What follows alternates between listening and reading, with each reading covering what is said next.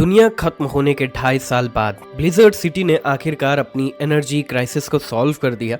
जैंगी द्वारा लाया गया मिनरल उस कंक्रीट जंगल में एक नई लाइफ लेकर आया, लेकिन बाहर का हार्श एनवायरनमेंट अभी भी पूरी तरह से नहीं बदला था। इंसानों को अब भी म्यूटेंट बीस्ट, रोग्स और कुछ ऐसी शक्तियों से जूझना पड़ता है जिनका राज सिर्फ कुछ ही लोग जानते हैं।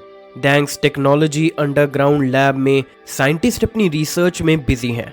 डैंग माओ एक ह्यूमन शेप डायग्राम और डायनामिक डेटा को देख रहा है। सामने ग्लास विंडो के उस पार एक शर्टलेस लड़का डैंग शेंगतोंग लैब पैम्स पहने सिलेंड्रिकल केबिन में खड़ा है, जिसे कई मोटी पाइप से जोड़ा गया है। शुरू करो। डैंग माओ के एक इशारे पर केबिन में रेड इलेक्ट्रिसिटी फ्लो होने लगती है। डैंग शेंगतोंग का बॉडी कांपने लगता है, वो दर्द से करहाता है।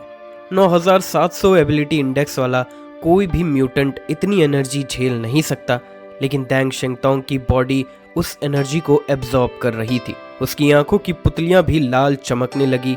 एक्सपेरिमेंट खत्म होने पर डैंग माओ डेटा देखता है, फिर से वही रिजल्ट। तभी डैंग युआनबो आता है और डेटा हाथ में लेकर कामली बोलता है, तुमने अपनी पूरी कोशिश की, लेकिन शायद हमें शुरू से ही गलत समझ थी। डैंग मो कहता है, पर हमारी टेक तो वर्ल्ड क्लास है।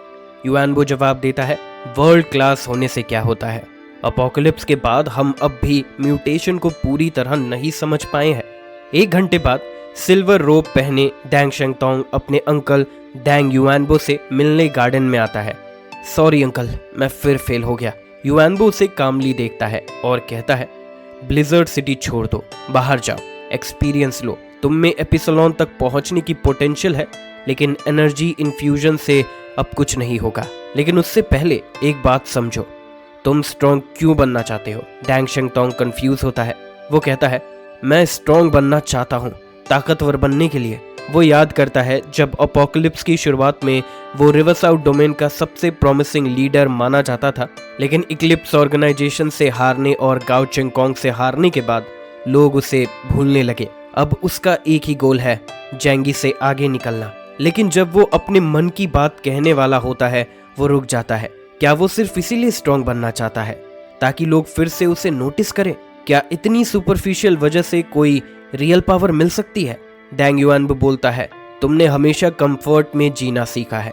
डैंग्स टेक ने तुम्हें हर फैसिलिटी दी, लेकिन यही प्रोटेक्शन अब तुम्हारी ग्रोथ को रोक रही है। जब तक तुम्हारे पास कोई सहारा होगा, तुम खुद पर डिपेंड करना नहीं सीख पाओगे।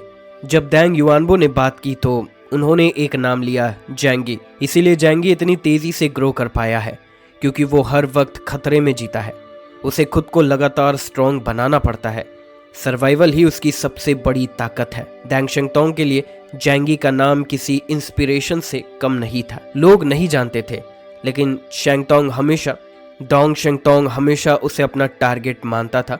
इवन अगर वो अब बहुत दूर हो गया था, फिर भी डोंग शेंगतोंग हमेशा उसे अपना टारगेट मानता था। इवन अगर वो अब बहुत दूर हो गया था, फिर भी उसकी आंखों में क्लैरिटी आ गई।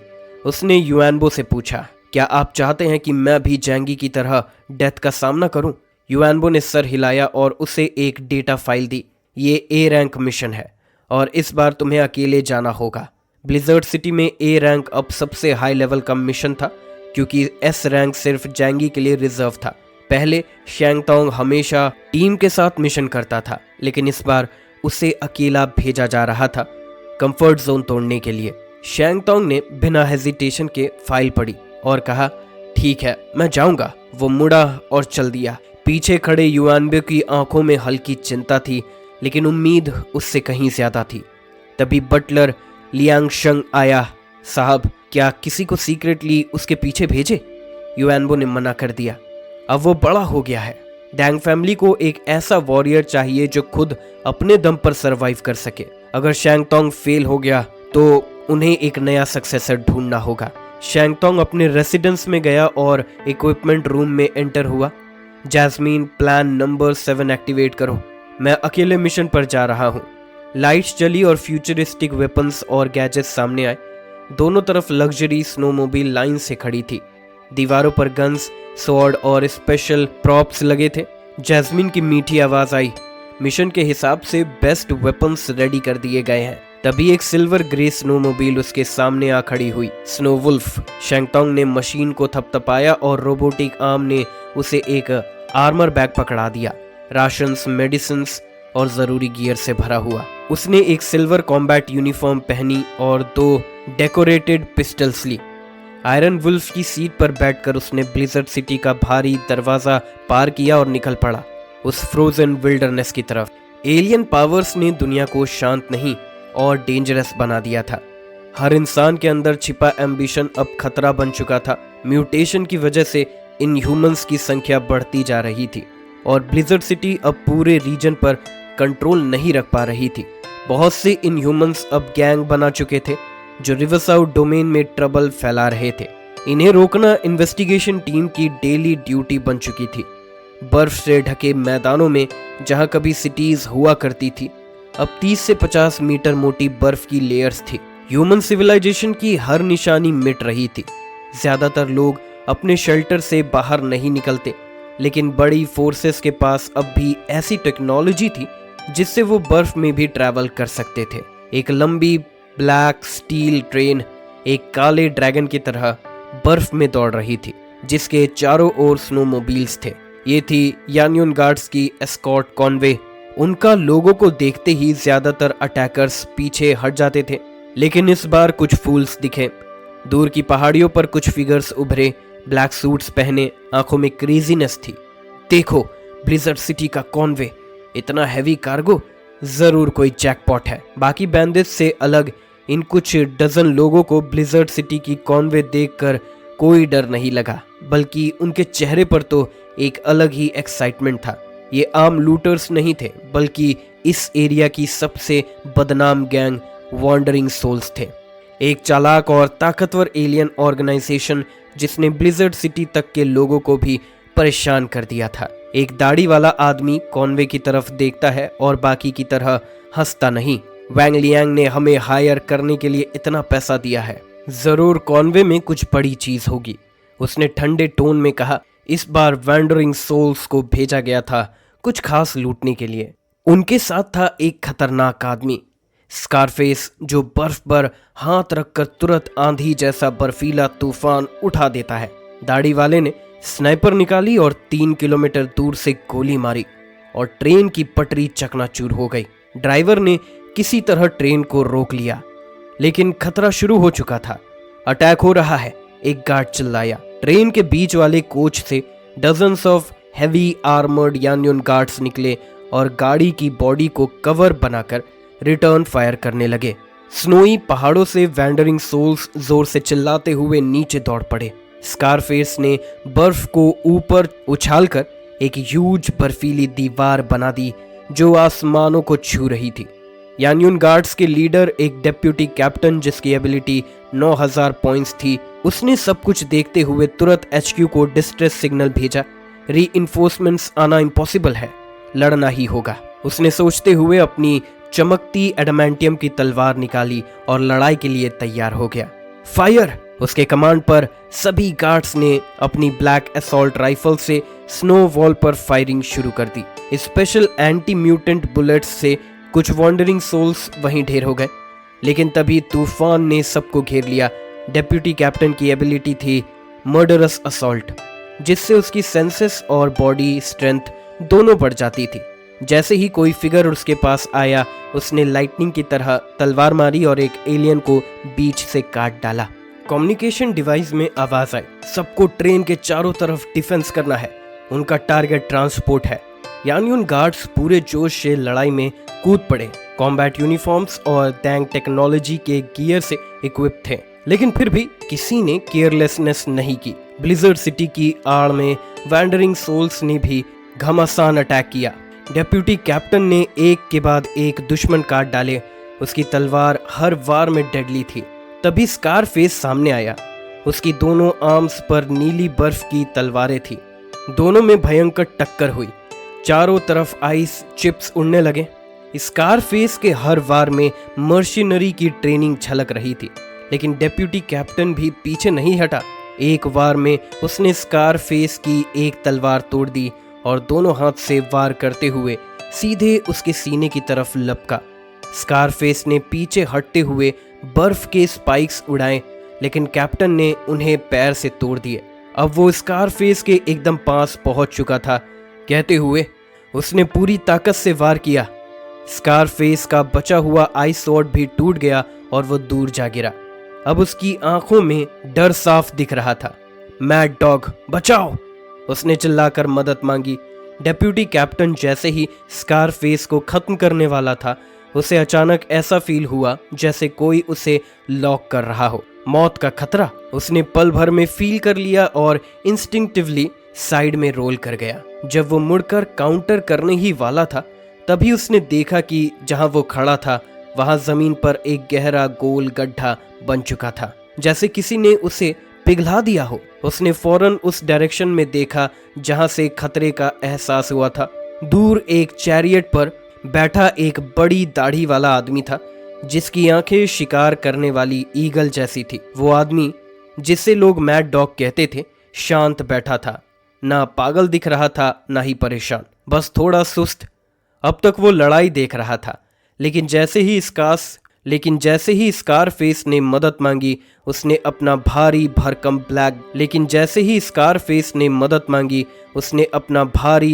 ब्लैक गन निकाला, जिसे आम इंसान संभाल भी नहीं सकता। डेप्यूटी कैप्टन ने फौरन रिएक्ट किया, राइट हाथ से अपनी तलवार को पकड़ा और लेफ्ट हाथ से अपनी गन निकाली। 2 गोलियां चलाईं, लेकिन अगले पल उसका आधा कंधा हवा में गायब हो चुका था और मैड डॉग अपनी जगह से हिला तक नहीं। डेप्यूटी कैप्टन नीचे गिरा और तभी स्कारफेस ने उसकी छाती में तलवार घुसा दी। यान्युन गार्ड्स का डेप्यूटी कैप्टन, बड़ी मछली फंसी है, स्कारफेस ने लालच से कहा। लेकिन मैड डॉग ने सीधा जवाब दिया, लगभग 9000 पॉइंट्स की इनह्यूमन ओरिजिन होगी, बदले में मेरे लिए सामान लेना मत भूलना। डेप्यूटी कैप्टन की मौत से यान्युन गार्ड का मोरल टूट गया, लेकिन वो ट्रेनिंग में पक्के थे। एक नया कैप्टन तुरंत सामने आया और फाइट कंटिन्यू की, लेकिन ज्यादा देर तक नहीं टिक पाए। सिर्फ 5 मिनट में पूरा यूनिट खत्म हो गया। स्कारफेस बैटलफील्ड देखकर बोला, आज तो टफ फाइट हो गई, 8 आदमी गए, अब मिस्टर वू लियांग से ज्यादा कंपनसेशन लेना पड़ेगा। मैड डॉग ने कामली सीक्रेट जलाई और बोला, एस्कॉर्ट टीम इतनी स्ट्रांग थी तो गाड़ी में जरूर कुछ हाई वैल्यू गुड्स होंगे। स्कारफेस की आंखों में लालच चमक उठा। उसने अपने एक स्ट्रांग साथी को बोला, दरवाजा खोलो। लेकिन गाड़ी ब्लिजर्ड सिटी इंडस्ट्रीज की बनी थी इनह्यूमन से लड़ने के लिए, इसीलिए दरवाजा इतनी इजीली नहीं खुला। तब मैड डॉग ने फिर से अपनी गन निकाली और दरवाजे पर गोली चलाई। गोली लगते ही दरवाजे में गोल छेद हो गया और स्कारफेस अंदर दौड़ा, लेकिन अंदर कुछ भी वैल्यूएबल नहीं था, ना फूड, ना वेपन्स, ना मेडिसिन्स। क्या ये खाली ट्रक है? वैंडरिंग सोल्स ने गुस्से में पूछा। स्कारफेस भी हैरान था कि इतनी हैवी सिक्योरिटी के बावजूद ट्रक खाली क्यों है। तभी एक सोल ने चिल्लाकर बुलाया, बॉस इधर देखो। सब भागकर अगले कंपार्टमेंट में पहुंचे, जहां एक बड़ा मेटल बॉक्स रखा था, बिना किसी ताले या खोलने के निशान के। मैड डॉग ने तुरंत फायर किया। बॉक्स की आउटर लेयर मेल्ट हो गई और गैस के साथ बॉक्स खुल गया। मिस्ट हटने के बाद उन्होंने देखा अंदर एक लड़की थी, 17 से 18 साल की, लंबे कालो बालों वाली। स्कारफेस हैरान रह गया, वू लियांग ने इतना पैसा इस लड़की को पकड़वाने के लिए दिया? मैड डॉग ने सीरियसली कहा, शायद इसमें कोई स्पेशल एबिलिटी है। स्कारफेस ने लड़की से पूछा, तू कौन है? ब्लिजर्ड सिटी वालों ने तुझे क्यों पकड़ा? लड़की ने डरते हुए घुटनों को गले लगाया और धीरे से बोली, मेरा नाम एम्बर है, मुझे नहीं पता उन्होंने मुझे क्यों पकड़ा। एक बॉक्स के अंदर सहमी बैठी लड़की को देखकर वैंडरिंग सोल्स थोड़ी देर तक एक दूसरे को हैरानी से देखते रहे। इतनी मेहनत के बाद बस यही मिला? किसी ने झलझलाकर कहा। एक पीले बालों वाला आदमी गंदे इरादों से मुस्कुराया, हाथ रगड़ते हुए बोला, बॉस लड़की तो काफी सुंदर है, थोड़ा मजा ले ले क्या? स्कारफेस ने उसे घूरते हुए जवाब दिया, अगर ये वही है जिसे ढूंढ रहे हैं तो इसकी कीमत तुझे अंदाजा भी नहीं होगी। अगर तूने इसे नुकसान पहुंचाया तो अपनी जान से भी कीमत नहीं चुका पाएगा। वो सुनते ही पीले बालों वाला आदमी डर के मारे पीछे हट गया। स्कारफेस ने बर्फ से एक ब्लेड बनाया और लड़की की गर्दन पर रख दिया। उसने जबरदस्ती ऊपर देखने को मजबूर किया। तू एलियन है क्या? लड़की कुछ बोलने ही वाली थी कि अचानक इंजन की तेज आवाज सुनाई दी। देखो वो क्या है? स्कारफेस ने इशारा किया।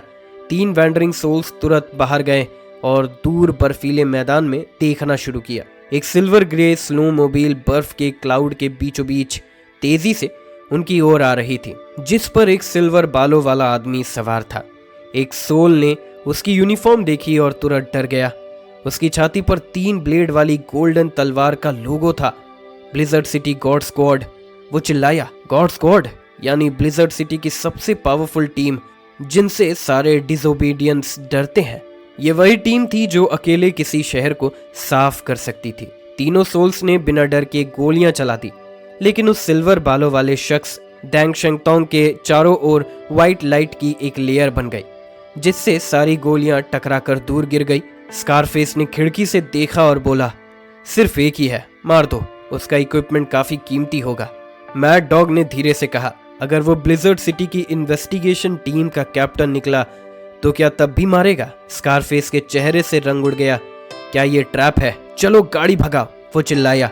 ट्रेन चालू की गई और वो भाग निकले। दूसरी तरफ डैंग शेंगतोंग ने मरे हुए यानयुन गार्ड्स को देखा और रिपोर्ट दी।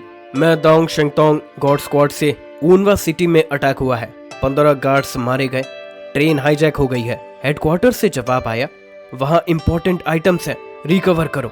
उसने सलामी दी, जमीन पर जोर से पैर मारा और सब कॉर्प्सेस को दफना दिया। फिर वो अपने स्नो आयरन वुल्फ पर चढ़ा और ट्रेन के पीछे भागा। ट्रेन की स्पीड 60 माइल्स पर आवर थी।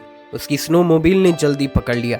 ट्रेन के पीछे के केबिन से कुछ सोल्स ने फिर से फायरिंग की, लेकिन व्हाइट लाइट ने फिर उन्हें बचा लिया।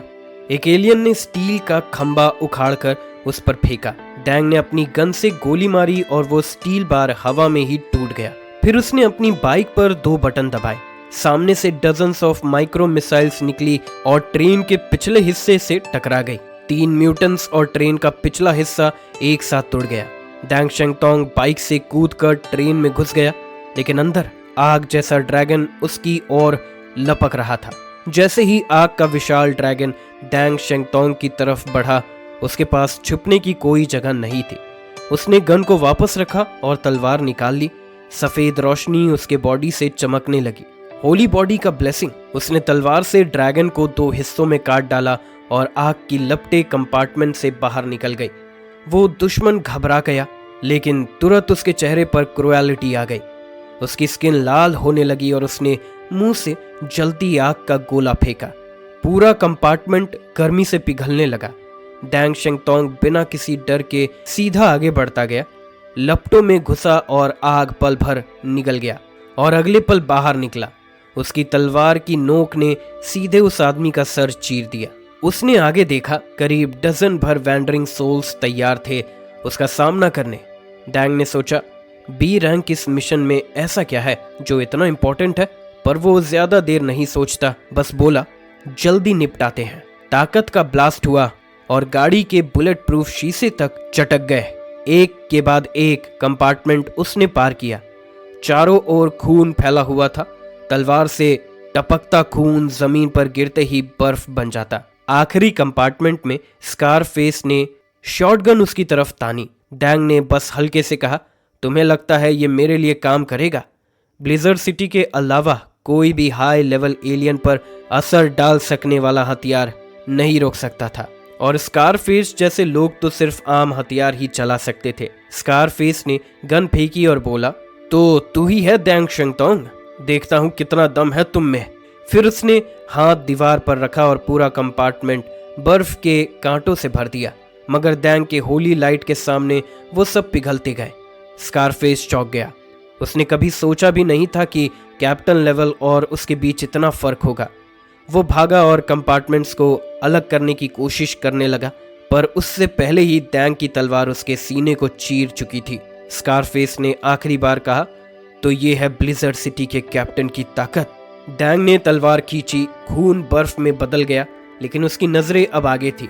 वहां कोई और ज्यादा खतरनाक ताकत छुपी हुई थी। डैंग ने बिना वक्त गवाए अपना प्रेज ऑफ लाइट एक्टिवेट किया। पूरे ट्रेन में सिर्फ रोशनी फैल गई। ये उसकी पावर थी, लाइट कंट्रोल, जो दुश्मनों की विजन छीन सकती थी। मगर तभी अलॉय डोर के पीछे से कुछ तेज आता फील हुआ। एक गोली हवा चीरती हुई सीधे उसकी ओर आई। डैंग ने लाइटनिंग रिफ्लेक्सेस से बॉडी पीछे झुका ली और गोली उसके चेहरे को छूते छूते निकल गई, जैसे हवा में एक खाली रास्ता बना दिया हो। उसने तुरंत समझ लिया कोई तेज दिमाग वाला दुश्मन था जो सिर्फ मौके की तलाश में छिपा था। डैंग शेंगतोंग का बॉडी फिर से नॉर्मल हो गया। वो फौरन कंपार्टमेंट के अंदर नहीं गया, बल्कि ऊपर की तरफ उछलकर सीधे ट्रेन की छत पर पहुंच गया। उसे समझ आ गया था कि सामने वाला कोई आम फाइटर नहीं, बल्कि एक खतरनाक ड्राइवर है और कंपार्टमेंट जैसे टाइट स्पेस में लड़ाई करना दुश्मन के लिए फायदेमंद होता।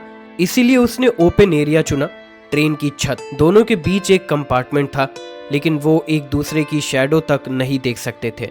अंदर बैठे मैड डॉग की आंखें स्पेस में घूर रही थी। वो कुछ देख नहीं सकता था, फिर भी अपने पिस्टल में गोलियां भरता जा रहा था।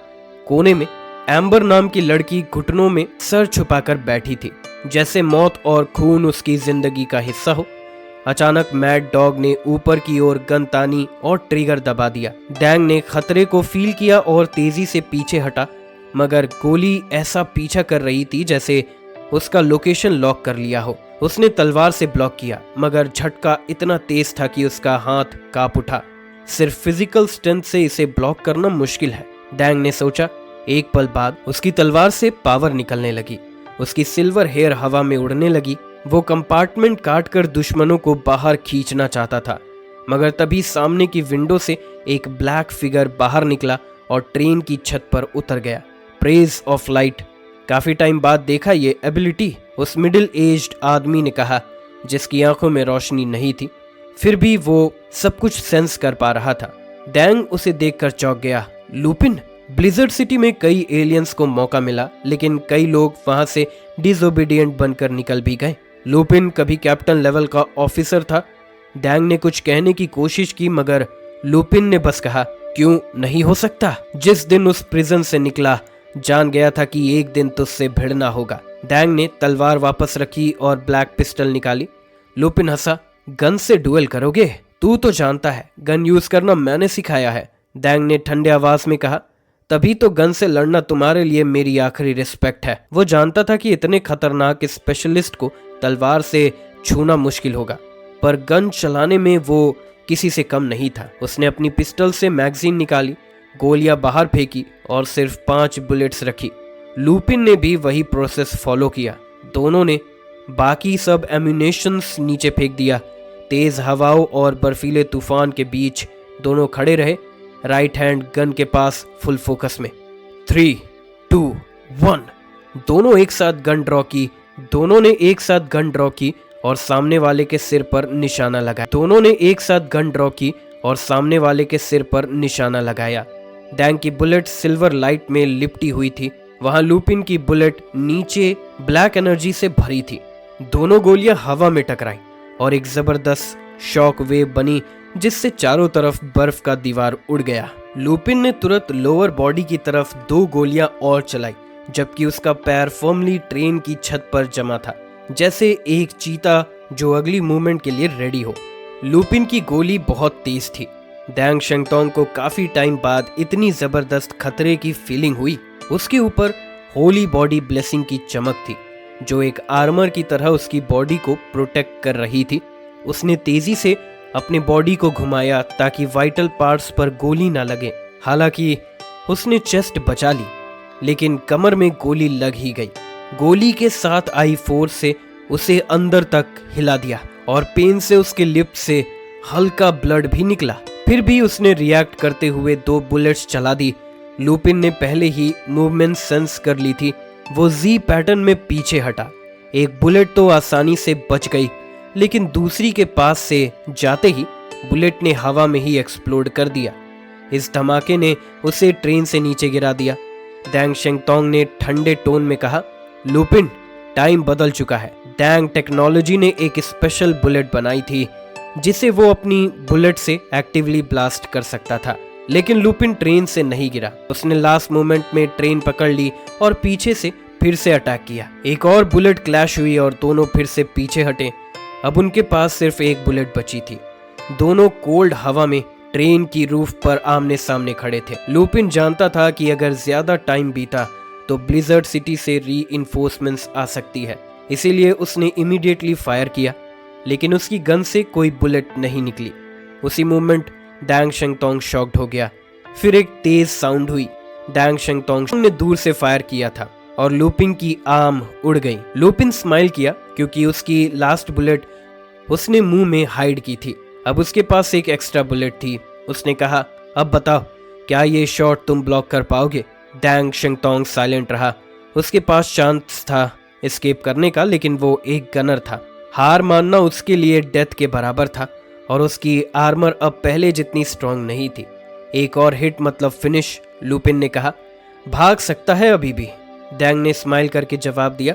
अगर तू मुझे नहीं मार पाया तो मेरी डेथ पक्की है। लुपिन ने सीधा उसके चेस्ट पर बुलेट फायर कर दी, लेकिन उसी टाइम डैंग के सूट से डार्क सिल्वर मेटल का छोटा सा शील्ड बाहर आया, एडामेंटियम एलॉय। बुलेट टकराई, शील्ड में डेंट पड़ा, लेकिन वो बच गया। तभी उसका snow car snow iron wolf side से आई और लुपिन पर मिसाइल बरसाई। लुपिन डॉज करने की कोशिश करता रहा, लेकिन फाइनली धमाके में उड़ गया। डैंग शेंगतोंग रूफ पर खड़ा उसे जाते हुए देखता रहा। उसने फॉलो नहीं किया, बस अपनी इंजर्ड साइड को पकड़ा और कॉम्बैट सूट से पेन किलर्स इंजेक्ट होने दिए। फिर वो इस कैरेज के पास गया जहां बी रैंक मिशन की एस्कॉर्ट छिपी हुई थी। उसने एलॉय डोर को पकड़कर खोला और देखा एक लड़की व्हाइट जैकेट में एक कॉर्नर में सिमटी हुई। उसकी बड़ी बड़ी आंखें उसे घूर रही थी। डैंग ने फाइनली ब्लिजर्ड सिटी से पूछा, बी क्लास मिशन का रिपोर्ट आखिर है क्या? जवाब आया, एक पर्सन, एक ऐसा स्ट्रेंज इंसान जिसके पास शायद कोई स्पेशल एबिलिटी है। ब्लिजर्ड सिटी ने डैंग शेंगतोंग को जो जानकारी दी थी उसमें एलियंस की एबिलिटी का कोई क्लियर डिटेल नहीं था। करीब आधे महीने पहले हमारी पेट्रोल टीम को एक लड़की मिली थी जो मॉन्स्टर्स की टेरिटरी से भाग आई थी। हमारी इंफॉर्मेशन के मुताबिक वो वू लियांग की सर्वेंट थी और हमेशा उसी के साथ रहती थी, लेकिन जब हमने उसे ढूंढा उसमें कोई ऑफेंसिव एबिलिटी नहीं दिखी, तो उसे सिर्फ रिसर्च के लिए लाया गया। डैंग शेंगतोंग उस लड़की को देखता रहा, weak white face, long hair जो फेस पर गिर रहे थे, लेकिन उसे देखकर डैंग के अंदर उसे प्रोटेक्ट करने की एक स्ट्रॉन्ग फीलिंग आई।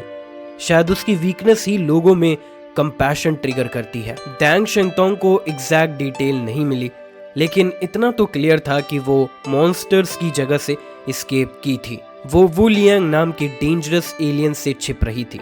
शायद वो उसे कैप्चर करने आए थे और वही एलियंस डैंग के मिशन का टारगेट थे। डैंग को उस पर दया आई।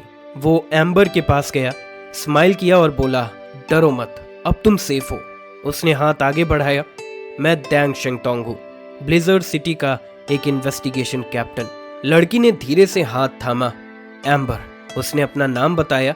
उसकी थिन ड्रेस देखकर डैंग ने तुरंत स्नो वुल्फ रोका। उसका स्टोरेज कंपार्टमेंट ओपन किया और एक कॉम्बैट यूनिफॉर्म निकालकर उसे पहनने को दिया। फिर उसने उसे कुछ कंप्रेस्ड फूड दिया और पूछा, तुम मॉन्स्टर्स की टेरिटरी से एस्केप कर चुकी हो, है ना? एम्बर चुपचाप खाने लगी, बिना किसी फियर या डाउट के। लेकिन जैसे ही उसने वू लियांग का नाम सुना, उसका हाथ कांपने लगा और खाना गिरते गिरते बचा।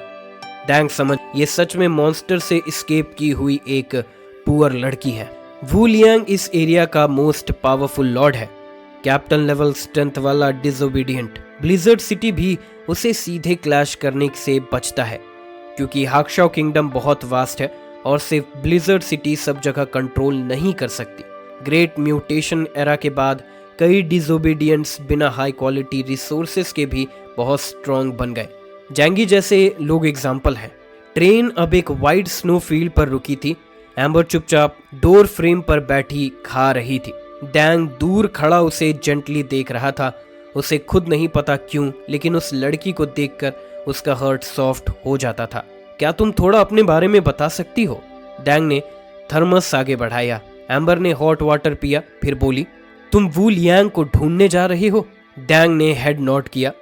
तुम वहां जाकर मर जाओगे, उसने कोल्ड टोन में कहा। कोई मुझे नहीं मार सकता। डैंग हंसा, क्योंकि तुमने मुझ जैसा कोई नहीं देखा। वू लियांग बहुत ही केयरफुल और स्ट्रॉन्ग एलियन था। उसकी टेरिटरी आइस फ्लावर स्वैम्प एक नेचुरल फोर्ट्रेस थी।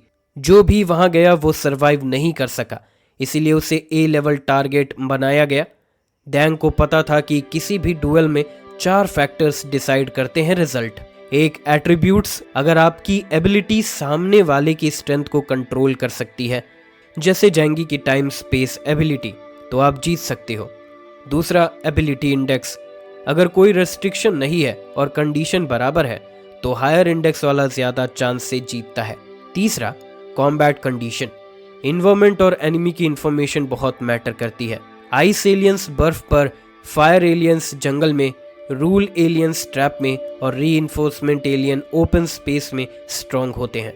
चौथा प्योर लक, कभी कभी किस्मत भी फाइनल फैक्टर होती है, लेकिन जो कोई वू लियांग की टेरिटरी में एंटर करता है वो कम से कम तीसरे पॉइंट कॉम्बैट कंडीशन को तो हार ही जाता है। फिर भी डैंग शिंगतोंग कॉन्फिडेंट था, क्योंकि वो डैंग शिंगतोंग था। एम्बर उसकी कॉन्फिडेंस देखकर शॉक्ड रह गई। मैं वहां से भाग आई थी, लेकिन मैं इमेजिन भी नहीं कर सकती कि तुम उस मॉन्स्टर को कैसे हरा पाओगे। डैंग ने शोल्डर उचका दिए, जैसे ये कोई बड़ी बात नहीं। उसे एम्बर में कोई एबनॉर्मल स्ट्रेंथ नहीं दिखी, बस एक बहुत सिंपल सी फीलिंग थी। तुम मॉन्स्टर से बहुत डरती हो, है ना? उसने पूछा। तभी उसने सामने देखा, स्नो वुल्फ धीरे धीरे आ रहा था। डैंग ने कहा, अब मुझे मॉन्स्टर से फाइट करने जाना होगा। तुम ये चैरियट ले लो, ये तुम्हें ब्लिजर्ड सिटी सेफली पहुंचा देगा। डैंग शिंगतोंग ने प्लान किया कि एम्बर को पहले ब्लिजर्ड सिटी भेज देगा और खुद आइस फ्लावर स्वैम्प में जाकर मॉन्स्टर से लड़ेगा। लेकिन तभी एम्बर ने उसकी ओर देखा और ठंडी आवाज में कहा, मैं तुम्हें वहां ले जा सकती हूँ। डैंग थोड़ा चौंका, क्या तुम डरती नहीं हो? डर क्यों? एम्बर ने शांति से कहा, कोई मुझे हर्ट नहीं कर सकता। फिर वो मीठा मुस्कुराई। उसकी स्माइल धूप जैसी वार्म थी, जो सीधे डैंग के दिल को छू गई। खाना खत्म होने पर डैंग ने उसे स्नो वुल्फ के पिछली सीट पर बैठाया, हेलमेट पहनाया और बोला, टाइट पकड़ना, हवा और बर्फ बहुत तेज है। एम्बर ने उसके मजबूत कमर को पकड़ लिया। Snow wolf nebula satellite system से कनेक्ट होकर आइस फ्लावर स्वैम्प की लोकेशन सेट की और रवाना हो गया। आधे दिन बीतने पर वो वहां पहुंच गए। दूर से ही जगह अजीब लग रही थी। बर्फ नहीं गिर रही थी, जमीन पूरी तरह ट्रांसपेरेंट आइस से ढकी थी। हवा में बिखरे स्नोफ्लेक्स चारों ओर उड़ रहे थे। डैंग ने बाइक रोक दी। एम्बर भी उतरी। तुम मेरे साथ आओगी? उसने पूछा। एम्बर ने सर हिलाया पर कुछ कहा नहीं। डैंग ने स्टोरेज से गन्स और एम्यूनेशन निकाले और एक छोटा सिल्वर पिस्टल एम्बर को देते हुए कहा, रख लो अपने पास। दोनों धीरे धीरे आइस पर चलने लगे, लेकिन जैसे ही वो अंदर गए, आइस के नीचे एक के बाद एक विशाल आंखें चमकने लगी। वो छुपे मॉन्स्टर्स की थी। डैंग अलर्ट रहा पर आगे बढ़ता गया। तभी एम्बर रुक गई। तुम पहले नहीं हो जो ब्लिजर्ड सिटी से यहाँ आए हो, वो बोली। बाकी सब मर चुके हैं। मैंने तुम्हें वार्न किया था, अब दोष मेरा नहीं। डैंग हल्के से हंसा। मैं अपनी मर्जी से आया हूँ, तुम्हारी गलती नहीं है। तभी एम्बर पीछे हटी और उसके और डैंग के बीच आइस जोर से फट गई। 10 मीटर मोटी आइस नीचे से टूटी और विशाल बर्फ के टुकड़े ऊपर डैंग के गिरने लगे। डैंग ने शांति से हाथ फैलाया। सफेद लाइट उसके चारों ओर फैल गई। होली लाइट ने उसे एक शील्ड में लपसे सारे आइस ब्लॉक्स रुक गए। लेकिन तभी जमीन उसके नीचे से फिर टूटी। एक विशाल परछाई उसके नीचे उभरी। डैंग के पैरों के नीचे एक बेहद बड़ा मुंह खुला, जिसमें लंबी डरावनी दांतें थी। वो मॉन्स्टर उसे निगलने आ रहा था। कई मीटर लंबा, मोटी ब्राउन स्किन वाला एक जाइंट क्रोकोडाइल आइस से बाहर आया। एम्बर दूर खड़ी बस देखती रही। मैंने तुम्हें चेतावनी दी थी, वो बोली। तुम्हें अपनी स्ट्रेंथ पर ज्यादा कॉन्फिडेंस था। अब मर ही रहे हो तो मुझे मदद ही कर देते। जंगल जैसे स्वैम्प में ऐसे ही कई जाइंट मॉन्स्टर्स छिपे थे, पर एम्बर निडर खड़ी रही और मॉन्स्टर ने भी उसे नहीं छुआ। तभी आइस के नीचे से एक तेज सफेद रोशनी उठी। खून से भरा पानी और बर्फ ऊपर उड़ गया। डैंग शिंगतोंग उस व्हाइट लाइट में ढका हुआ धीरे धीरे ऊपर आइस पर उतर रहा था। उसके नीचे मरे हुए जाइंट क्रोकोडाइल का शव था।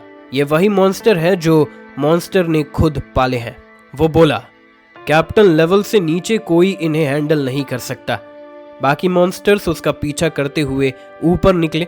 10 मीटर मोटी आइस उनके लिए कागज जैसी थी। भयानक मॉन्स्टर्स विशाल मुंह और 4 पैरों वाले उसे खाने को दौड़े। डैंग ने तलवार उठाई और उसके बॉडी से और भी ज्यादा होली लाइट निकली। The world of nothingness. एक पल में सभी मॉन्स्टर्स की विजन गायब हो गई और आंखों से अंधा जानवर कंफ्यूज हो जाता है। एम्बर ने हैरानी से देखा, सामने की दुनिया खाली सी हो गई है। कुछ ही सेकंड बाद खून की बदबू हवा में फैल गई। उसने देखा डजन्स ऑफ जायंट क्रोकोडाइल्स के लाशें पहाड़ जैसे ढेर बन चुकी हैं। आइस स्वैम्प सब लाल खून में डूबे थे। एम्बर सामने देखती रह गई, हैरान और डरी हुई। वो नजारा किसी हेल से कम नहीं था। डैंग शेंगतोंग सिल्वर कॉम्बैट यूनिफॉर्म में था, हाथ में तलवार, मगर उसके बॉडी पर खून का कोई निशान नहीं था। एम्बर के आईलिड्स थोड़े सिकुड़े। उसने डैंग को घूरा और खुद ब खुद 2 कदम पीछे में डैंग ने शांत टोन में कहा, ये सवाल तो मुझे तुमसे पूछना चाहिए, तुम कौन हो? एम्बर ने नजर झुका ली और धीमे से बोली, मैं तुम्हें नुकसान नहीं पहुंचाना चाहती थी, तुम यहीं आना चाहते थे। डैंग बोला, मैं जानता हूं, इसीलिए तुम्हें ब्लेम नहीं करता, लेकिन तुम थोड़ी अजीब हो। उसने एम्बर को ऊपर से नीचे तक देखा। अब मुझे आइडिया हो गया है तुम्हारी एबिलिटी क्या है। जब मैंने तुम्हें पहली बार देखा तब कुछ अलग सा महसूस हुआ, जैसे कोई अजनबी भी अपना लगे। 2 साल पहले जो हादसा हुआ उसके बाद मैं हर किसी से अलर्ट रहने लगा, मगर तुमने मेरा गार्ड तोड़ दिया। और ये भी अजीब है कि इतनी कमजोर दिखने वाली लड़की को वॉन्डरिंग स्पिरिट्स ने टच तक नहीं किया। एम्बर ने चुपचाप मुट्ठियां बंद कर ली, लेकिन कुछ नहीं बोली। दरअसल वो भागी नहीं, क्योंकि पहला, भागने से कोई फायदा नहीं था, और दूसरा, उसे डैंग से डर नहीं लगा। डैंग बोला, पहले सोचा कि शायद उन वैंडरिंग स्पिरिट्स को तुम्हारी कोई वैल्यू दिखी हो, लेकिन जब देखा कि ये बड़ी मगरमच्छ जैसे क्रिएचर्स भी तुम्हें अवॉइड कर रहे हैं, तब समझ आया तुम्हारी एबिलिटी ये है कि तुम दूसरों की सिंपैथी या अफेक्शन हासिल कर लेती हो, ताकि कोई भी इंसान हो या बीस्ट तुम्हारे खिलाफ हॉस्टाइल ना हो, है ना? एम्बर का चेहरा और ज्यादा सफेद पड़ गया। उसने होठ काटे और फिर डैंग से नजर मिलाकर पूछा, तो तुम मुझे मारना चाहते हो? डैंग ने आईब्रो उठाई। मैंने तो कहा था ये मेरी खुद की चॉइस थी यहाँ आना, इसीलिए तुम्हें ब्लेम नहीं करता, लेकिन मुझे लगता है तुम्हारी एबिलिटी इससे कहीं ज्यादा कॉम्प्लिकेटेड है, वरना blizzard city B level mission में तुम्हें एस्कॉर्ट बनाकर नहीं भेजता। एम्बर ने कुछ नहीं कहा। पोस्ट अपोकलिप्स की दुनिया ने उसे सिखा दिया था कि किसी पर इजीली ट्रस्ट नहीं करना चाहिए। डैंग ने हाथ हिलाया, छोड़ो, अगर नहीं बताना चाहती, मैं वू लियांग को ढूंढने जा रहा हूँ। डर लग रहा हो तो वापस चली जा। वो मुड़ गया और आइस फ्लावर स्वैम्प की तरफ बढ़ने लगा। कुछ कदम बाद एम्बर की आवाज पीछे से आई, रुको, मैं तुम्हें रास्ता दिखा सकती हूँ। डैंग ने चौंक कर उसे देखा। वो दौड़ती हुई आई थी, आंखों में कन्फ्लिक्ट, लेकिन अब डिसीजन ले चुकी थी। क्या तुम वू लियांग की साइड में नहीं हो? नहीं, एम्बर ने सर हिलाया। मैं उसकी सबऑर्डिनेट नहीं, बस उसकी गुलाम हूँ। उसकी आवाज में अब ठंडापन था। वो एक दरिंदा है। टॉर्चर, एब्यूज, किलिंग, वो सब कुछ एंटरटेनमेंट की तरह करता है। डैंग ने पूछा, तो भागी क्यों? एम्बर हंसी कड़वी स्माइल के साथ, क्योंकि ब्लिज़र्ड सिटी भी कोई सेफ जगह नहीं है। वहां भी अजनबी लोग खिलौने ही बनते हैं। तुम्हारी सिटी की भी अपनी काली ताकतें हैं। एक्सपेरिमेंट्स, एक्सप्लॉयटेशन, सब जानते हैं। डैंग चुप रहा।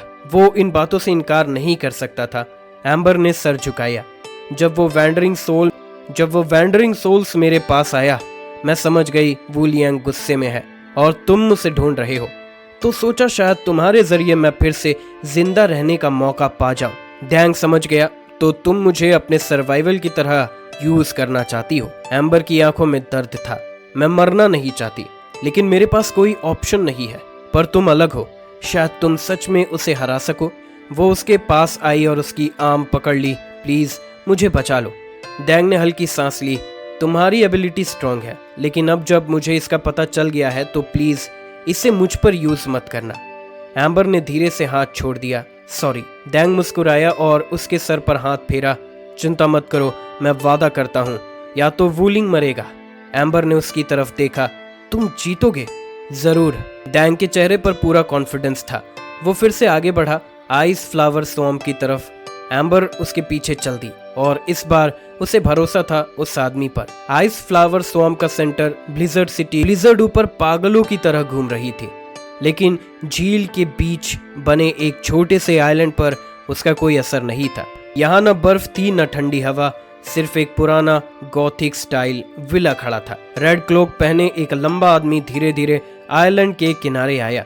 उसकी हाइट 1.9 मीटर से ज्यादा थी। लाल बाल ब्लड से सजे हुए और पीछे 2 वेट्रेस थे जिनके फेस पर हाफ स्कल मास्क थे। वो आदमी था वू लियांग, आइस फ्लावर स्वॉम्प का लॉर्ड। वो वाइन ग्लास में गाढ़ा लाल लिक्विड डालकर पीता है। ब्लड की क्वालिटी आज लो लग रही है।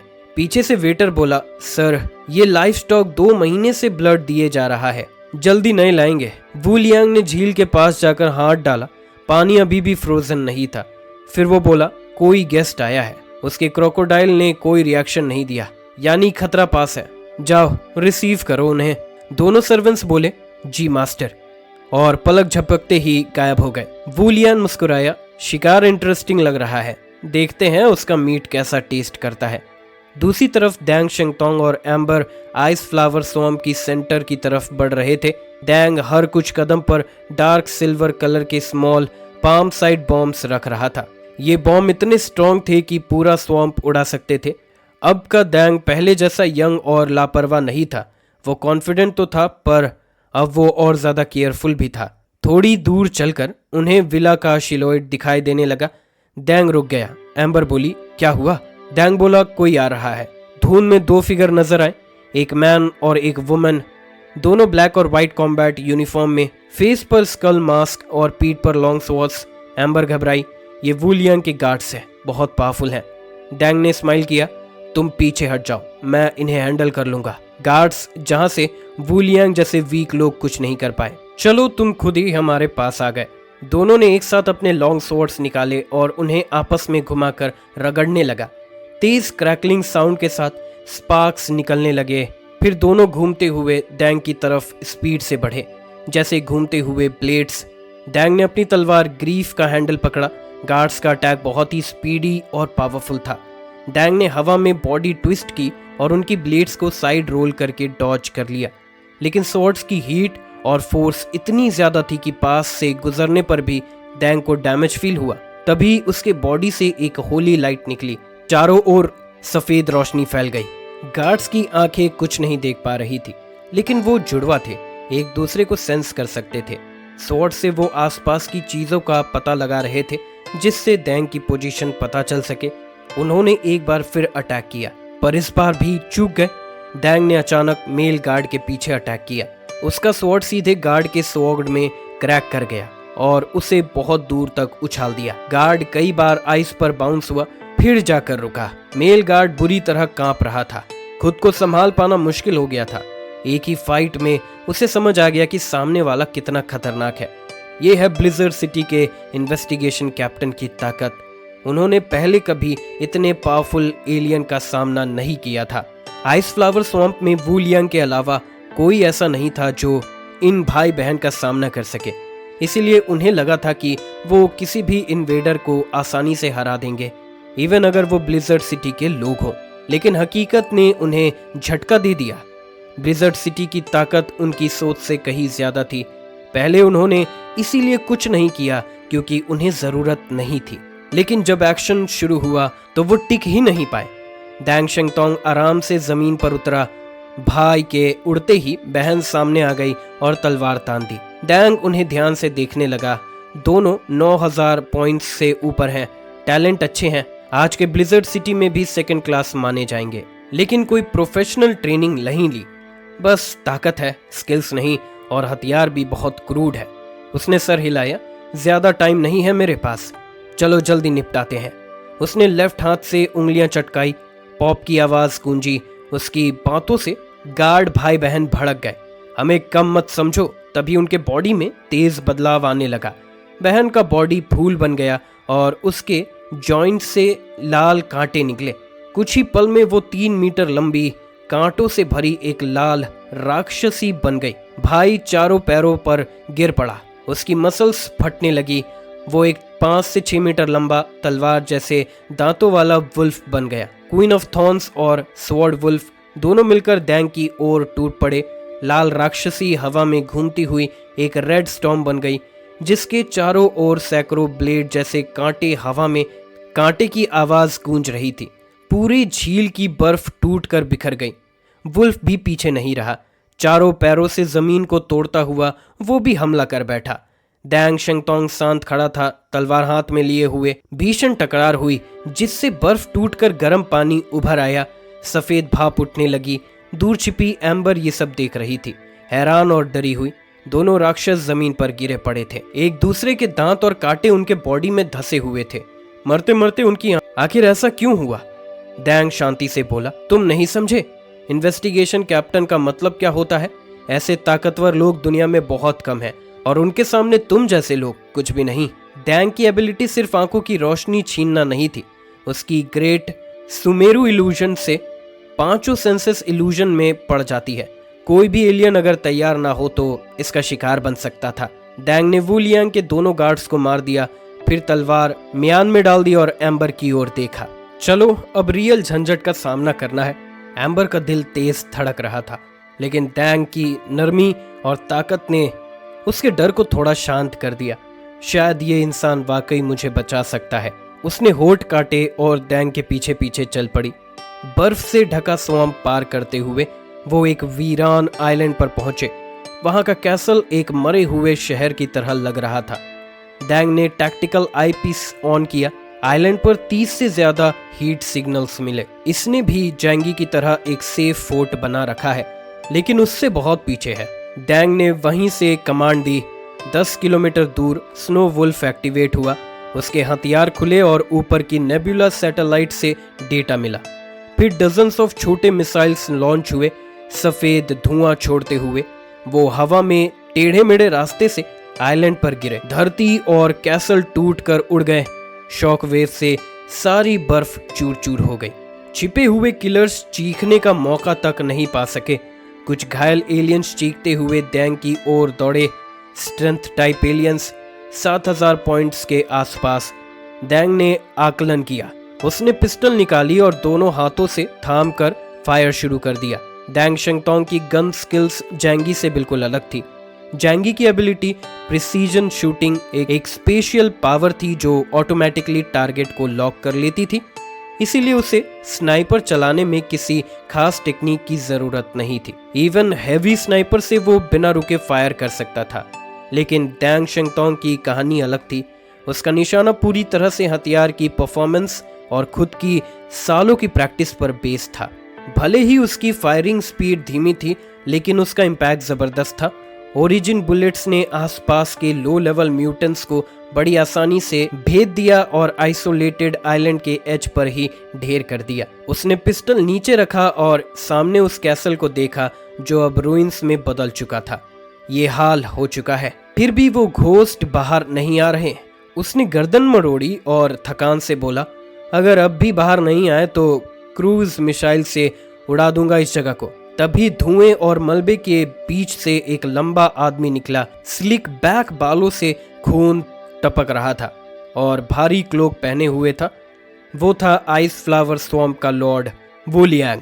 अपना पूरा टेरिटरी तबाह होता देख उसकी नजर डैंग पर गुस्से से भरी थी। ब्लिजर्ड सिटी का इन्वेस्टिगेशन कैप्टन बस इसी तरह हमला करता है। मुझे लगा था तुम ज्यादा स्ट्रांग हो।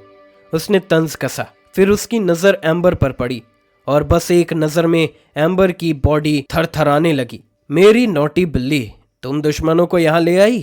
तोंग शंगतोंग धीरे धीरे एम्बर के सामने आ खड़ा हुआ। शांत हो जाओ, उसने कहा। क्रूज मिसाइल जोक था, लेकिन ब्लिजर्ड सिटी का इन्वेस्टिगेशन कैप्टन खुद आया है। यह मिसाइल से कहीं ज्यादा डेंजरस है। वू लियांग जोर से हंसा। कैप्टन, ऑलरेडी 2 इन्वेस्टिगेशन कैप्टन्स मार चुका हूं, तुम तीसरे होगे। ब्लिजर्ड सिटी के कई सर्वे टीम्स समय के साथ कम हो चुके थे। डैंग शंगतोंग मुस्कुराया। अफसोस तब तुम मुझसे नहीं मिले, वरना खुद मिट गए होते। उसने स्वॉर्ड निकाली और वू लियांग की तरफ पॉइंट की। ये ए लेवल मिशन था, ऑलमोस्ट सबसे हाईएस्ट लेवल। डैंग को पता था उसे पूरे जोर से लड़ना होगा, कोई मर्सी नहीं। वू लियांग ने एम्बर की तरफ देखकर कहा, तुम सोचती हो ये आदमी तुम्हें बचा सकता है? एक मौका देता हूं, इसे मार दो, फिर माफ कर दूंगा तुम्हें। डैंग ने मुंह बिचकाया। अब भी उसे अपनी स्लेव समझते हो? ज्यादा उड़ो मत, मैं सेलेस्टियल टीम का। पीछे से गन क्लिक होने की आवाज आई। तोंग स्टन्ड रह गया। लाइट एट्रीब्यूट वाला होने के नाते उसे चारों तरफ सब कुछ साफ दिखता था। एम्बर ने वही गन उसके सर पर तान दी। एम्बर? डोंग शेंगतोंग शॉक था और तुरंत काम हो गया। क्या तुम सोचती हो मैं हार जाऊंगा? एम्बर की बॉडी कांप रही थी, वो आंखें नहीं मिला पा रही थी। डैंग उसके डर को फील कर सकता था। एम्बर की एबिलिटी थी कि वो भी उसे नेचुरली प्रोटेक्ट करना चाहता था, फिर वो इस घोष से इतना क्यों डर रही थी? वू लियांग जोर से हंसा। वाह मेरी क्यूट बिल्ली, शूट कर दो उसे, मैं तुम्हें बड़ा रिवॉर्ड दूंगा। डोंग को समझ आ गया ये आदमी मेंटली बीमार है। उसकी ट्विस्टेड लव की डेफिनेशन दूसरों के लिए हेल्थ थी। डैंग ने एम्बर को शांत तरीके से कहा, भरोसा करो मुझ पे, मैं तुम्हें हर्ट नहीं होने दूंगा। एम्बर कांप रही थी, बीतते समय की डरावनी यादें उसे घेर रही थी। वू लियांग चिल्लाया, मुझे मना किया तो अंजाम जानती हो ना? एम्बर की आंखों में गुस्सा उभरा और उसने ट्रिगर दबाया, लेकिन गोली डैंग की तरफ नहीं, वू लियांग की छाती में लगी। तू सड़ा हुआ पर्वट, मर जा, एम्बर चिल्लाई। वू लियांग गुस्से से कांपने लगा। नया ओनर मिल गया तुझे, अब बताता हूँ कितनी बड़ी गलती की है। फिर उसकी बॉडी अचानक स्वेल करने लगी, कपड़े फट गए और उसकी असली मॉन्स्टर फॉर्म सामने आई। ये था orc type ability user, code name abyss crocodile. Dang ने उस विशाल मॉन्स्टर को देखा, उसके पुराने फाइल्स उसके सामने छोटे लगने लगे। मॉन्स्टर का एक दांत ही डैंग से बड़ा था। उसने स्वॉर्ड कसकर पकड़ी और सोच लिया, अब टाइम है इस धरती के असली शैतान को मिटाने का। भूत ने खुद को एक जायंट क्रोकोडाइल में बदल लिया और सीधे डैंग शेंगतोंग पर झपट पड़ा। उसके जबड़े ऐसे थे जैसे कोई एबिस जिसने पल भर में डैंग को निगल लिया। डैंग ने तुरंत होली बॉडी ब्लेसिंग को एक्टिवेट कर अपने चारों ओर एक अनब्रेकेबल डिफेंस लेयर बना ली। क्रोकोडाइल ने उसे निगला और बर्फ के नीचे कीचड़ में समा गया। वो मॉन्स्टर का इलाका था जहां तोंग का टिकना मुश्किल था। डैंग ने अपने हाथों में पकड़ी तलवार से ऊपर नीचे दबाते जबड़ों को रोका, पर उस मॉन्स्टर की पावर बहुत ज्यादा थी। उसकी बाइट फोर्स इतनी भयानक थी कि डैंग मुश्किल से जूझ पाया। सिर्फ एक अटैक से डैंग समझ गया इसकी स्ट्रेंथ 9800 पॉइंट से ऊपर है। ऐसा कैसे हो सकता है? ब्लिजर्ड सिटी के बाहर इतना पावरफुल कौन हो सकता है? डैंग को यकीन था कि ब्लिजर्ड सिटी के अलावा बाकी सभी एरियाज के एलियंस कमजोर हैं, लेकिन वू लियांग जैसे क्रिएचर का एग्जिस्टेंस उसके लिए चौंकाने वाला था। अभी उसने तलवार से ऊपर के जबड़े पर वार किया, लेकिन उसकी स्वॉर्ड मुश्किल से कुछ सेंटीमीटर अंदर जा पाई। इतना डैमेज मॉन्स्टर के लिए कुछ नहीं था। वो मॉन्स्टर सैकड़ों मीटर लंबा था, जैसे आधी सड़क का साइज। डैंग उसके दांतों में फंसी छोटी सी चीज लग रहा था। तेज बहाव ने डैंग को हिला दिया, लेकिन जब उसने ऊपर देखा तो उसे मॉन्स्टर का गला दिखाई दिया। अगर बाहर सॉलिड है तो अंदर जरूर सॉफ्ट होगा। उसने तलवार लेकर सीधे अंदर जाने का फैसला किया, लेकिन तभी गले से निकली लाल रोशनी की एनर्जी बीम उसकी तरफ दौड़ी। उसने तुरंत होली लाइट्स शील्ड बनाया, लेकिन फिर भी उस बीम ने आसपास की बर्फ को तोड़कर सब कुछ चकनाचूर कर दिया।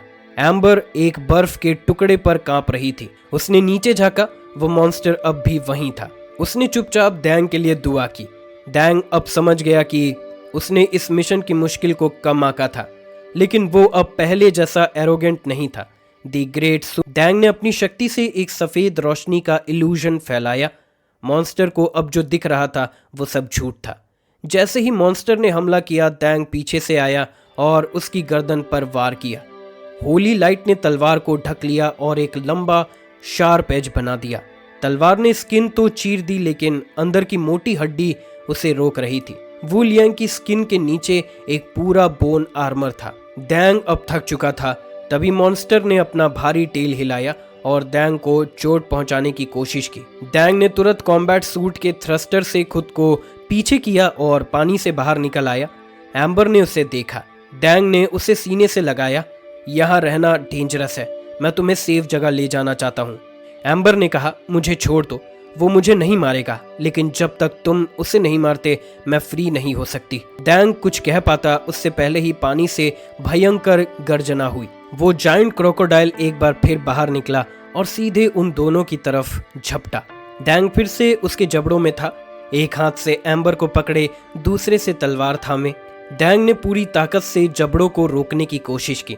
तुमने तो कहा था वो तुम्हें नहीं मारेगा, डैंग ने मुस्कुराते हुए कहा, पर एम्बर देख सकती थी कि उसकी तलवार पकड़ती बाह कितनी थकी हुई थी। डैंग शंगतोंग एक बार फिर उस भयानक मॉन्स्टर के मुंह में गिर पड़ा और इस बार एम्बर भी उसके साथ थी। एम्बर ने दांत बींचते हुए कहा, वो एक पागल है जिसे नॉर्मल लॉजिक से समझा ही नहीं जा सकता। शायद भूत के लिए किसी में समा जाना प्यार जताने का तरीका होता है। डैंग शंगतोंग हल्के से मुस्कुराया, लेकिन मैं अभी मरना नहीं चाहता, पर तुम मुझे हरा नहीं सकते, एम्बर ने सच्चाई से कहा। वो कांप रही थी। शायद हम सब मर जाएंगे। तुम्हें डेथ से डर लगता है? डैंग ने पूछा। पहले लगता था, फिर नहीं, लेकिन अब फिर से थोड़ा डर लग रहा है। इंसान कॉम्प्लिकेटेड होता है, खासकर लड़की जैसा मैं, पर मैं मरूंगा नहीं और तुम्हें भी मरने नहीं दूंगा। डैंग की आवाज में डिटर्मिनेशन साफ झलक रही थी। मैं एक दिन वर्ल्ड को जीतने वाला ग्रेट इंसान बनूंगा। मैं यहाँ खत्म नहीं हो सकता। तभी दूर खड़ा स्नो वुल्फ दोबारा लॉन्ग रेंज आर्टिलरी में बदल गया और डजन्स ऑफ मिसाइल्स फायर किए। मिसाइल्स इतनी तेज थी कि मॉन्स्टर उन्हें डॉज नहीं कर सका। ऊपर से वो सारा फोकस डैंग को चबाने में लगा चुका था। पीठ पर वार होते ही वो दहाड़ा, लेकिन फिर भी अपनी जॉस नहीं खोले। पर यही एक पल का मौका डैंग ने पकड़ लिया। एक हाथ से एम्बर को पकड़े हुए दूसरे से उसने मॉन्स्टर के मुंह में होली लाइट वाली तलवार चलाई। चमकदार सिल्वर ब्लेड्स का एक डेंस जाल बना जिसने मॉन्स्टर के मुंह की स्किन चीर दी, लेकिन अंदर की बोन्स इतनी स्ट्रॉन्ग थी कि तलवार रूट तक नहीं पहुंच सकी। अब वू लियांग ने दोनों को पकड़कर डीप में खींच लिया, जहां वाटर प्रेशर किसी को भी अंदर से फाड़ सकता था। डैंग फिर भी हार नहीं मान रहा था, पर उसकी स्ट्रेंथ कम पड़ रही थी। उसकी आंखों में फटीग झलकने लगी। उसे याद आया, डैंग युआनबो ने एक बार कहा था, प्रॉब्लम ये नहीं कि तुम्हारे पास पावर नहीं है, बल्कि ये कि तुम्हारे अंदर फाइट करने का पर्पस नहीं है। तुम्हें समझना होगा कि तुम क्या चाहते हो, नहीं तो कभी उस लेवल पर नहीं पहुंच पाओगे। आखिर मैं क्या चाहता हूँ? डैंग सोच में पड़ गया। शायद उसकी लाइफ इतनी इजी थी कि उसे कभी किसी चीज की डिजायर ही नहीं रही। दुनिया के लिए जो ग्लोरी वो कमाता, वो कभी कभी उसे एम्प्टीनेस में छोड़ जाती। पर अब मैं नहीं मरना चाहता। उसकी आंखों में फिर से जान आ गई। जिंदा रहकर ही मैं सब समझ पाऊंगा। एम्बर को अपनी बाहों में देख उसने प्रोटेक्ट करने का स्ट्रॉन्ग अर्ज फील किया। वो दीवानों की तरह एक डायरेक्शन में अटैक करने लगा। तभी मॉन्स्टर की गूंजती आवाज आई, मेरा मुंह एक क्लॉस्ट्रोफोबिक केज है, यहाँ से कोई नहीं निकल सकता। चारों तरफ से प्रेशर आने लगा, जैसे किसी लिविंग ह्यूमन को स्लोली क्रश किया जा रहा हो। डैंग की बॉडी सूट चटकने लगी और बोन्स टूटने लगी। एम्बर की कंडीशन और भी खराब थी। डैंग के हार्ट में एक अजीब सा पेन उठा। मैं इसे मरने नहीं दूंगा। उसी वक्त एम्बर ने वीक वॉइस में कहा, मरना मत। और फिर उसने कुछ ऐसा किया जो डैंग सोच भी नहीं सकता था। उसने उसे किस कर लिया। डैंग शॉक में रह गया। तभी उसके अंदर एक स्ट्रेंज पावर जागी, जैसे कुछ सालों से लॉक टैलेंट अचानक रिलीज हो गया हो। एम्बर की एबिलिटी थी in the name of love, जो उसे, जिसे लव होता है, उसे एक्स्ट्रा पावर देती है। पहले यही पावर मॉन्स्टर ने छीन कर उसे यूज की, जिससे वो आइस फ्लावर स्वॉर्म का मास्टर बना। अब वही स्ट्रेंथ डैंग को मिल चुकी थी। डैंग की ताकत अचानक बूस्ट हो गई और जैसे ही मॉन्स्टर ने उन्हें और दबाना चाहा, एक ब्राइट लाइट फूटी और क्लिक क्लिक की साउंड के साथ जॉस खुल गया। नहीं, ये कैसे पॉसिबल है? मॉन्स्टर चिल्लाया। डैंग ने फुल फोर्स से उसका केज तोड़ डाला और एम्बर को लेकर बाहर निकला। मॉन्स्टर गुस्सा हो गया। तुम जा सकते हो, लेकिन वो मेरी है। पूरा स्वॉर्म शेक करने लगा। पानी और आइस का तूफान उठा। एक जायंट क्रोकोडाइल डैंग की ओर रश किया, पर डैंग ने कोल्ड लुक से नीचे देखा। अगले मोमेंट में स्काई से एक येलो लाइट गिरी, एक क्रूज मिसाइल की तरह, जैसे मीटियोर बनकर मॉन्स्टर पर गिर पड़ी। मैंने कहा था ना, मैं क्रूज मिसाइल बुला सकता हूँ, और मैं जोक नहीं कर रहा था। एक क्रूज मिसाइल आसमान से गिरा और सीधा उस जगह फटा जहां वो डीमन खड़ा था। ताकतवर धमाके ने आइस फ्लावर स्वॉर्म के बीचों बीच एक बड़ा गड्ढा बना दिया और पीली आग की लपटों में वो डीमन गिर गया। लेकिन डैंग शंगतोंग तब तक एम्बर को लेकर दूर निकल चुका था। एम्बर ने हैरानी से पूछा, ये काम कर गया? डैंग मुस्कुराया। असल में हमारी फैमिली थोड़ी अमीर है। वैसे ये मिसाइल हमारे घर का ही बना हुआ है, उसने उंगलियां रगड़ते हुए कहा। छोटा सा फैमिली बिजनेस है। एम्बर हैरान रह गई, कुछ कह नहीं पाई। तभी दूर से फिर से डीमन की दहाड़ सुनाई दी। एक मिसाइल उस पर भारी नहीं पड़ा। वो एक आर्मर बीस्ट की तरह था, इतनी मोटी स्किन और हड्डियों की मोटी लेयर को मिसाइल भी उसे पूरी तरह खत्म न कर सका। लेकिन अब उसकी हालत खराब थी, सारा बॉडी लहूलुहान, स्किन फटी हुई, पर आंखों में अब भी वही खौफनाक रेज था। डैंग ने अपने अंदर आती नई पावर को फील किया, तलवार हाथ में ली और एक फेंसिंग स्टाइल ले लिया।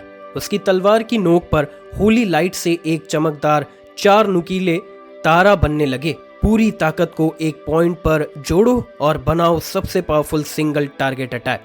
देखते हैं इस बार मेरी पावर तेरे बॉडी को चीर पाती है या नहीं। डैंग ने तलवार तेजी से घुमाई, इतनी तेज कि बस एक सिल्वर लाइट दिखी और अगले पल वो तारा डीमन के सर में घुस चुका था। उसका आर्मर पहली बार टूटा। तेरी हिम्मत कैसे हुई एम्बर उसे पावर देने की? तुम मेरी है, तू मेरी है, डीमन बुरी तरह चिल्लाया। हालांकि तलवार उसके सर में घुसी थी, पर वाइटल पार्ट्स बच गए। वो जायंट डीमन ऊंचाई से डैंग की ओर झपटा। उसके जबड़े एक विशाल पिलर्स की तरह खुले। वो तेरी नहीं है, डैंग ने बिना डरे एक और वार किया। उसकी तलवार सीधे उसके सॉफ्ट पेट में घुस गई और खून फाउंटेन की तरह निकला। डीमन ने टेल से हमला किया, इतना तेज कि डैंग को बचने का मौका नहीं मिला। लेकिन अगले पल वो गायब। मेरी सेंसेस, स्पीड और स्ट्रेंथ तीनों बढ़ चुकी हैं। लगता है ये एम्बर की एबिलिटी है। डैंग ने दूर खड़ी एम्बर को देखा और समझ गया। तभी डीमन ने मुंह खोल लाल एनर्जी बीम निकाली, पर डैंग गायब। डीमन घबरा गया, ये कैसे बचता जा रहा है बार बार। वो देखने लगा और फिर उसे आसपास कई वाइट मिरर्स दिखे। हर बार डैंग उन्हीं मिरर्स से टेलीपोर्ट हो रहा था। ये स्पेशल एबिलिटी है, वो डरते हुए बोला। नहीं, डैंग ने हंसते हुए जवाब दिया, मेरी एबिलिटी है लाइट। लाइट की स्पीड यूनिवर्स का बेंचमार्क। मैं लाइट नहीं बन सकता, पर इन मिरर्स के अंदर टेलीपोर्ट कर सकता हूँ। मुझे तुझे सीधा वार करने की जरूरत नहीं है, मैं बस निशान छोड़ता हूँ, अटैक खुद रास्ता ढूंढता है। इसे मैं बुलाता हूँ हेवन इचिंग। अगले पल उसका वार सीधा डीमन के सीने में फटा। खून की नदियां बह निकली।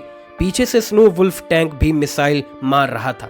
दर्द से डीमन इंसानी रूप में वापस आने लगा। उसकी कमर ऑलमोस्ट कट हो चुकी थी। एम्बर, तूने मुझे बिट्रे किया। चुप हो जा, एम्बर चीखी। पहले दिन से मुझे तुमसे नफरत थी, मैं तुझे मरता देखना चाहती थी। डैंग चुप रहा। कभी कभी साइलेंस ही सबसे बड़ा रिस्पेक्ट होता है। उसने तलवार उठाई, आसमान में लाइट मिरर